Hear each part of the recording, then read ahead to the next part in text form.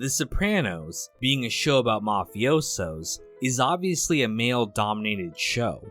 The mobsters of the DeMeo family make up the majority of the show's story. But The Sopranos is also groundbreaking for its focus on the female perspective, and nowhere is this clearer than in Carmela Soprano, the wife of Tony and the female lead of the show. Played by the incredible Edie Falco, Carmela was recognized as one of the highlights of the series, winning multiple awards for her portrayal. However, Carmela also remains a controversial figure in the community. Many viewers disliked her because of her judgmental nature, her elitism, and most of all, her hypocrisy. But I think that most people recognize just how important Carmela is to the show. In my opinion, she's not only one of the best characters in the series, she's also one of the most fascinating women in all of television. So in this video, let's examine Carmela Soprano, the quintessential mob wife. The fuck was that for? I'll write you up a list. Hey, real quick before we get into the video, I just want to thank everyone who watches and supports the channel. We're approaching 100,000 subscribers, so if you enjoy this type of content, I'd love it if you could subscribe and help us get there. Either way, thanks for watching, and let's get back to the video. I can't have this conversation again. Carmela is the wife of Tony Soprano, having been high school sweethearts and married to him for 18 years. Together they have 2 children, Meadow and AJ. While Tony was the breadwinner, Carmela took care of the children in the house. And while she and Tony undoubtedly love each other, their relationship is complicated by his lifestyle, spending a lot of time away taking care of his business and his continuous cheating. The trope of the mob wife being cheated on by her gangster husband is almost a cliche at this point. Unlike many of these other stories though, Carmela has known pretty much from the beginning who Tony was, and more or less accepts it. However, underneath the surface, his blatant cheating deeply bothers her. At times she tries to deny the reality of her situation. When Angie Bonpensiero is planning on divorcing Big Pussy, Carmela convinces her to stay with him just so that she doesn't have to confront her own desires for divorce. These desires are symbolized in the Andrea Bocelli song that plays during her scenes throughout season 2. The song's title in English translates to "Time to Say Goodbye." I heard the door and then his voice, "I'm home." Fucking wanted to vomit. Hello, I'm home. However, despite her attempts at denial, Carmela knows the truth about Tony and tries to get back at him in her own way. She has multiple attempts at an emotional and physical affair, with Vic Musto, with Furio Junta, and with Robert Wegler. Even her relationship with Father Phil is part of this, with Carmela giving herself to him spiritually and even coming close to physical intimacy. Oh, I'll bet he gave you communion. Excuse me? Well, Carmela, the guy spends the night here with you, and all he does is slip you a wafer? That's verging on sacrilege. Oh, I didn't mean to verge. It's interesting to take a look at the men Carmela goes for. Though they're all very different from each other, they all share a sensitivity and an interest in Carmela that Tony lacks. Her attempts at an affair are thus more about the emotional neglect she feels with Tony rather than just a sexual one. He talked to you. Oh, poor you. He made me feel like I mattered. However, as much as Carmela hated Tony for his cheating, it's also very clear that she genuinely loved him as well. She says that part of the reason she put up with his cheating as long as she did was because how much she enjoyed being with him. And despite their problems, when it seemed like he would die in the hospital from his gunshot wound, she is reminded again of just how much he means to her. Yes, it's been rough between us. I know our hearts get so hardened against each other. I don't know why. And Tony reciprocated this love as well.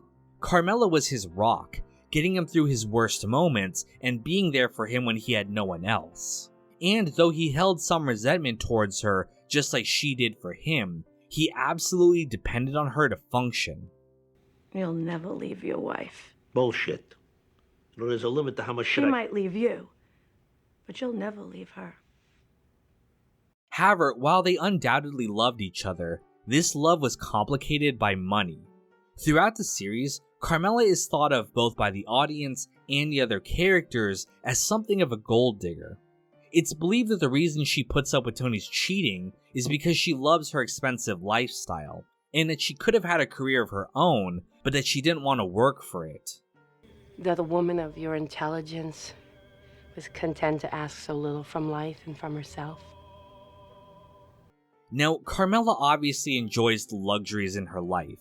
She often spends money when she's upset, like going to Paris after her spec house fails and buying furniture to get back at Tony for lying about Melfi. She also tends to forgive his awful treatment of her after he buys her a ring or a car. Tony, I love it. It's gorgeous. I still wish you'd talk to that guy at the building department, but oh my God, what a car! However, Carmela's love of luxury isn't just simple greed. More than just the cheating, what Carmela is really resentful of is how little control she has over her own life.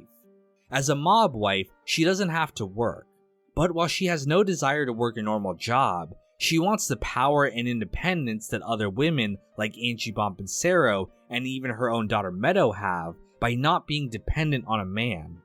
There are options in life. Isn't that what you always told me? You have options. I have a lawyer. Throughout the show, Carmela is obsessed with finances and planning for the future. Now, on one level, this is about pragmatism. Despite Tony's promises, she correctly believes that if Tony died, the mob would leave her high and dry, just like we saw with the widow of the other mobsters. But it's not just about the money. For her, money is an extension for control over her own life. It makes me feel unloved. Well, that's your problem right there, because you equate love with money. You equate love with money. She wants financial independence, but she's not willing to risk her comfortable lifestyle to gain this control. Instead, she makes passive-aggressive attempts at independence, while remaining in comfort under Tony. After finding out about another of Tony's affairs, she steals $40,000 that Tony has hidden in the bird feeder, investing it into the stock market. And she forces Tony to donate money to Columbia University in order to ensure Meadows' continued favor by the dean, thus ensuring that her children benefit from her continued suffering. Tony, you gotta do something nice for me today. This is what I want. You gotta do this. Even after she gets fed up with Tony's cheating and separates from him in season 5, she eventually reconciles with him after realizing how difficult it would be to get away from him. However, she takes the opportunity to force him to agreeing to her terms, promising to never reveal his affairs again, and giving her $600,000 to build a spec house to provide for her future if Tony is ever killed. That spec house was my investment for my future. Here we go. This hypocrisy is one of the most fascinating things about Carmela. She herself admits that she's not a feminist. She doesn't want true equality. What she wants is power and independence without the responsibility of working for it. Doesn't anything ever change? I mean, women are supposed to be partners nowadays. I'm not a feminist. I'm not saying 50-50, but Jesus. And her hypocrisy doesn't just stop at money and infidelity. One of Carmela's defining traits is her Catholic faith. She's devoted to the church, with her closest companion being Father Phil. Carmela takes an active role in church activities, frequently leading charity events. However, Carmela's faith underscores another hypocrisy in her life, which is how her husband provides for their family. Tonight, I ask you to take my sins and the sins of my family into your merciful heart.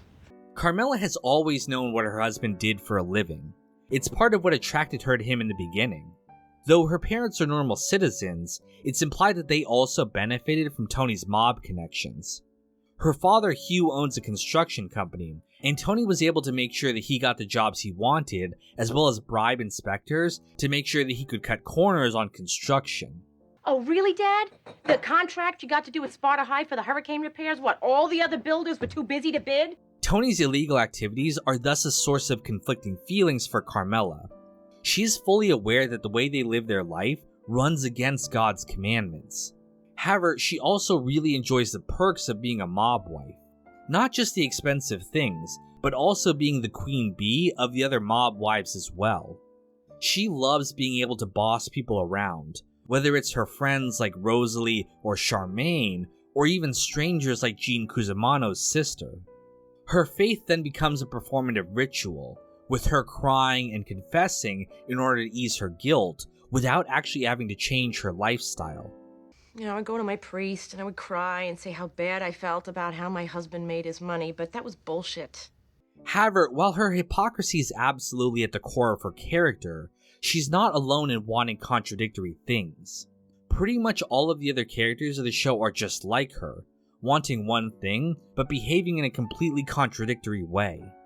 Tony himself is very much like this, hating the person that he has to become in order to be a mob boss, but unwilling to leave the lifestyle behind him. I find I have to be the sad clown, laughing on the outside, crying on the inside. Carmela, however, gets more hate for her hypocrisy than she deserves. She is the first in what would become a long-standing tradition of dramas, where wife characters are judged much more harshly than their husbands by the audience. And while she's not hated to the point of someone like Skylar White, Carmela is often painted in this simplistic light of just being another mob wife. However, I hope I've shown you that she's so much more than that.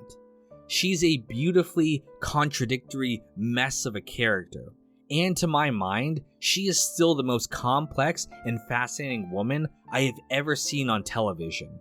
Which is very fitting, as it makes her the perfect partner for television's most complicated man. Come, you're not just in my life.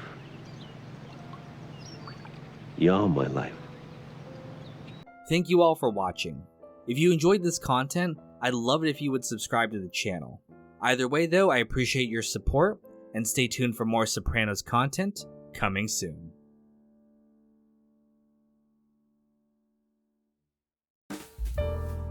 Carmela, can you please thank the patrons? Matt Joyce, Uncle Mike, Sam Cedarland, Celery Man, Countess von Zarevich, Admiral, Neil Varma, Juan Jaramillo, and Cheshire.